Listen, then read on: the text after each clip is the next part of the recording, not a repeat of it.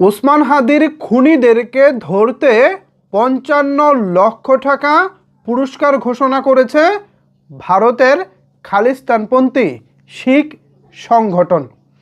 ভাই রে ভাই, যেখানে বাংলাদেশের কোনো বড় দল এখনো পর্যন্ত ওসমান হাদির হত্যার বিচার চেয়ে বড় কোনো প্রতিবাদ করলো না, সেখানে কিনা একটি আন্তর্জাতিক সংগঠন ওসমান হাদির খুনিদেরকে ধরতে ৫৫ লক্ষ টাকা পুরস্কার ঘোষণা করেছে।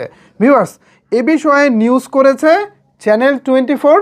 যথারীতি আপনারা এখানে চ্যানেল 24-এর নিউজ কার্ডটি দেখতে পাচ্ছেন।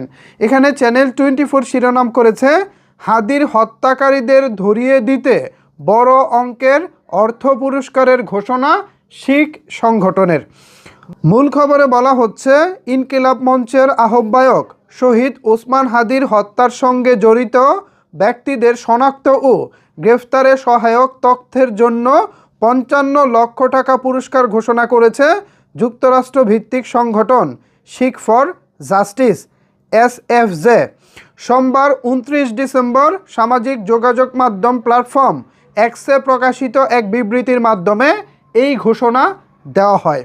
বিবৃতিতে সংগঠনটি জানায়, ঢাকা মহানগর পুলিশের প্রকাশ্য বক্তব্য অনুযায়ী ওসমান হাদির হত্যাকাণ্ডে জড়িতরা ঘটনার পর ভারতে পালিয়ে গেছে।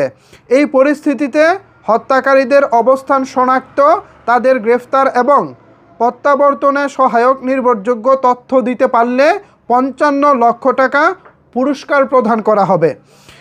SFJ'র জেনারেল কাউন্সিল গুরুপদবন্ত সিং পানুন অভিযোগ করে বলেন, ওসমান হাদির হত্যাকাণ্ড ভারতের মোদী সরকারের নির্দেশে সংগঠিত হয়েছে এবং এটি সীমান্ত পেরিয়ে পরিচালিত একটি সন্ত্রাসী কার্যক্রমের অংশ। এই হত্যাকাণ্ডের ধরন কানাডায় শিখ নেতা হরদীপ সিং নিরজ্জের হত্যার সঙ্গে মিল রয়েছে বলেও দাবি করেন তিনি।